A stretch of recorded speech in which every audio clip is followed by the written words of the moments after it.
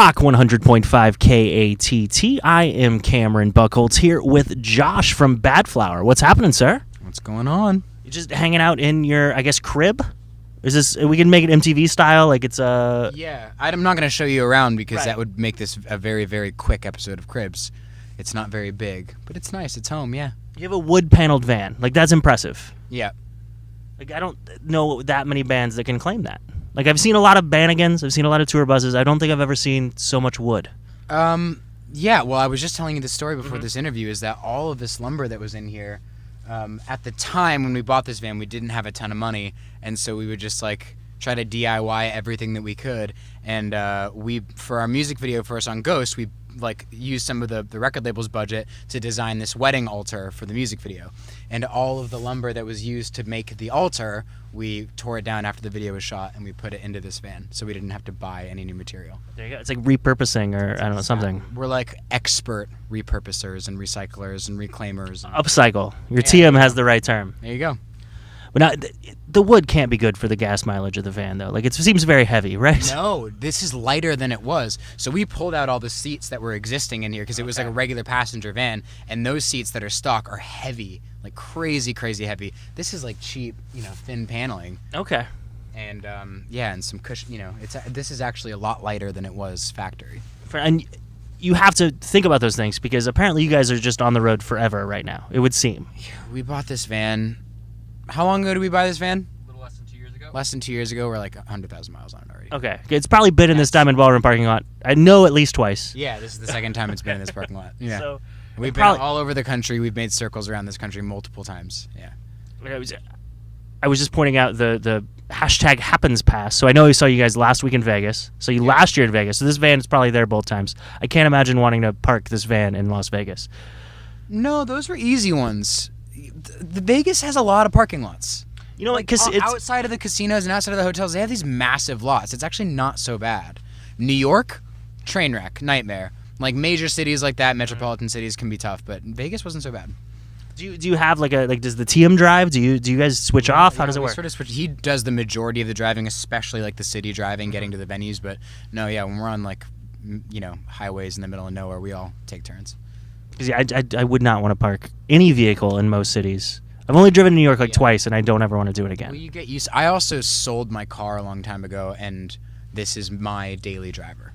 Okay, So when the trailer's detached and we're in LA, this is what I drive around. That's kind of amazing. Like, I want to see this van just going through McDonald's or whatever. Like, it seems fun. Well, I don't ever go to McDonald's. I'm sorry, Burger But King. you will see it parked outside of Whole Foods or Air One or some bougie place that I probably can't afford that I'm at. Well, that's what credit cards are for. Yeah. Or something of the sort. Yeah, correct. But now, the new record, Okay, I'm Sick, came out like 6 days ago.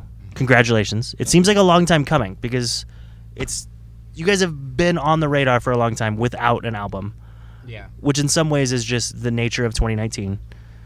Yeah. Or 2018 or 2017. Right. Because it feels like Animal came out forever ago. Yeah, it does feel like that. And I actually, you know what? I haven't even paid that much attention to the track list. Is Animal on the record? No. Okay. It's just on the EPs. Yes. It's on the last EP. Okay. Yeah. I just know you guys were a interesting thing where I noticed on Spotify they made a collective Badflower playlist. So it was like a de facto album before your album came out. We didn't. We're not responsible for that. Well, of course, but it's It interesting. probably was it like Badflower complete? It just had everything that we had put out Probably, before the album came. Yeah. Yeah, well, I sort of get. I get why they would do that. Sure. Because it's like, yeah, we were building up a lot of momentum and a lot of buzz, and we didn't have a lot of music for people to find. So the more they could make it look like we had a lot of stuff out, I think that's what they were trying to do.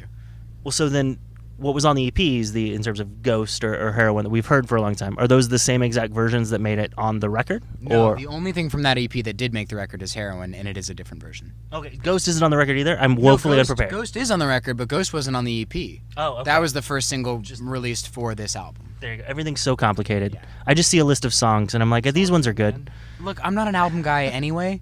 Like, typically, my nature, I just sort of grew up listening to singles. I liked songs. If I didn't like track 3 from the song that I loved, from the band that I loved track 4, I'm not going to listen to track 3.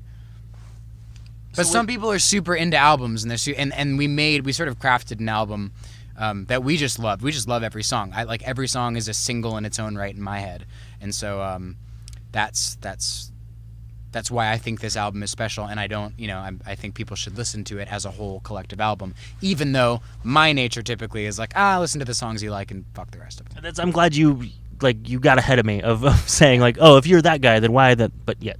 Yeah, makes perfect sense. And some people, I'm sure, will be like that for our album. I mean, there's also there's heavy opinions on that thing. I'm vegan and I talk about it on one of the songs, and some people can't handle that shit.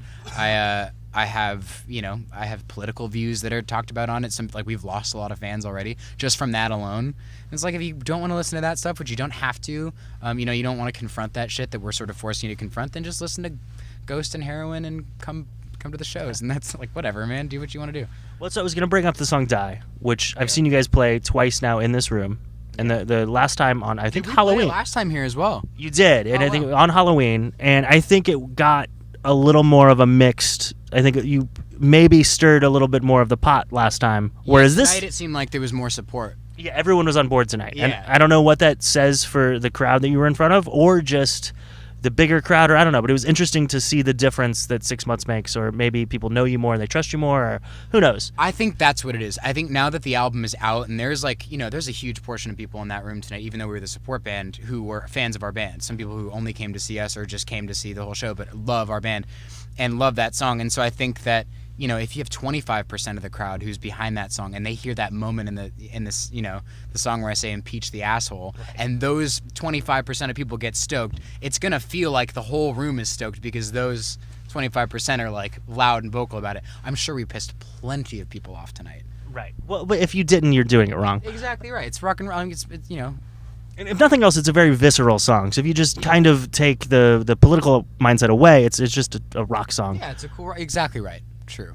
But I hope people don't take the political part away, because there's a reason for the song to be written the way it was. That's fair. Yeah. We're in Oklahoma though, so it's hard to Sure. I understand completely what you're saying. Yeah, and no disrespect to anybody who has different opinions and views. I've been fans of bands who think things different than I do, but I think it's important that you get your perspectives out there, even if you don't agree with them. And also not to abandon a band because they think differently than you. That's just ridiculous.